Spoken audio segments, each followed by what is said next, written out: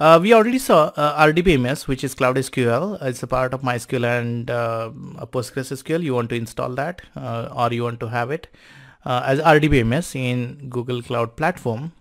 The second storage is your cloud storage, and this is the object storage in GCP. What do we mean by object storage? If you want to store any file, whether it is backup file, image file, video file, your CSV file, any kind of file you want to store it in a file system, you can use cloud storage.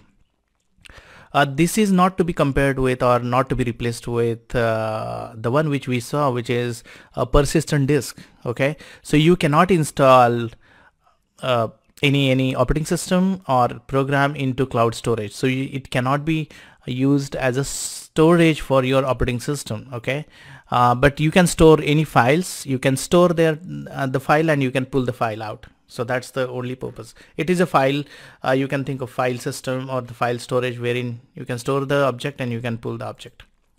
So storage is a part of database and storage service, and it is one of the critical service which is available out of Google Cloud Platform, out of Cloud SQL and other RDBMS.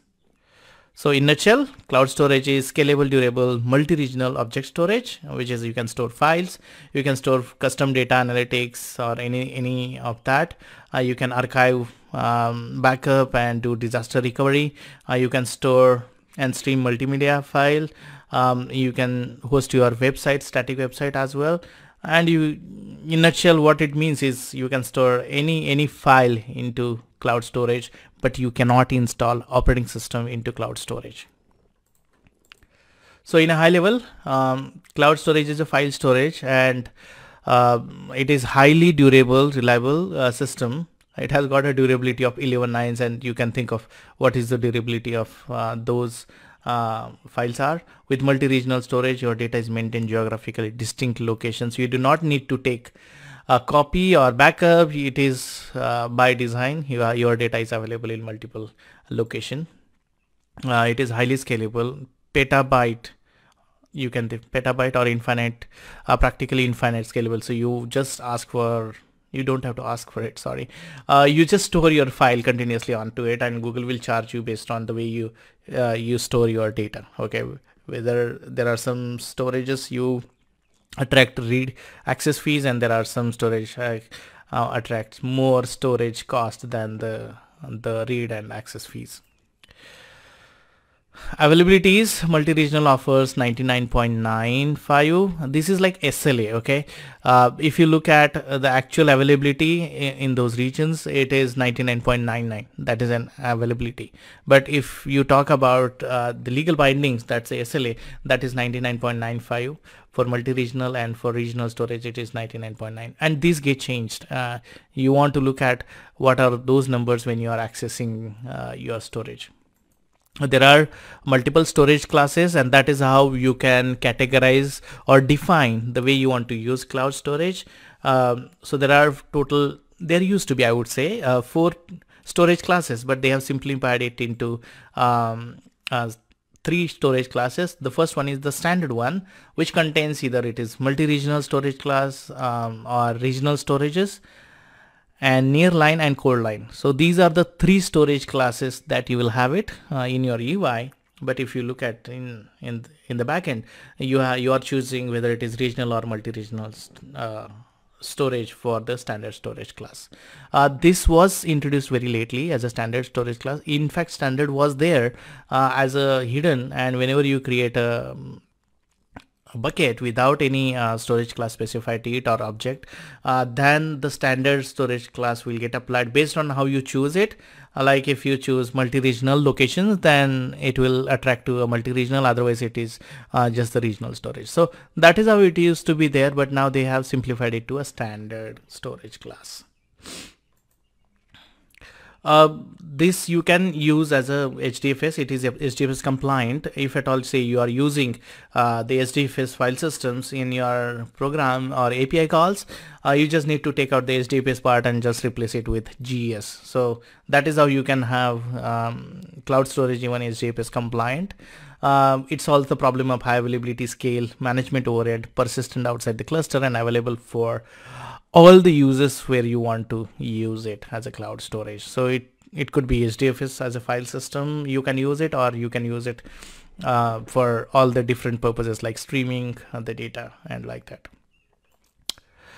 Before we hit into consistency model, I'll just go ahead and show you the storage. This is the cloud storage. You can go here into storage and you can go to cloud storage, click on browse. This is where you can go ahead and create the object and store the object. But first thing first, you need to create a bucket which will be like container for your objects. You can say click on bucket. I can say my bucket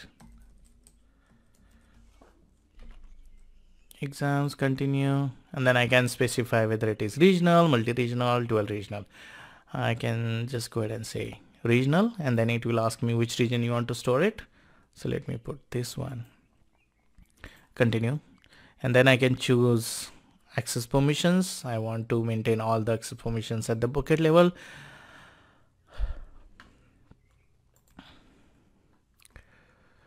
Encryption, whether it is Google managed or customer managed. If at all it is customer managed, we need to provide the key.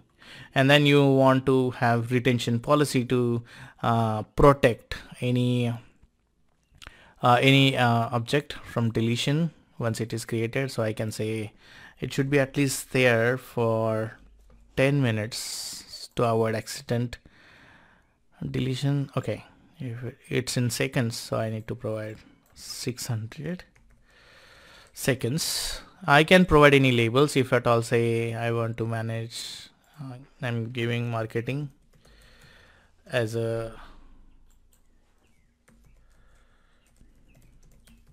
I can say marketing, or I can create multiple labels and I can just go ahead and click on it. So the bucket is created. I can just drag and drop, or I can upload files, or I can upload folders. I can create folders inside it, but those are just logical names in it.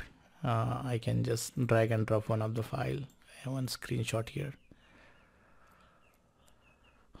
So it's uploaded. You can set permissions, you can edit permissions, because this object will take the permission from the bucket.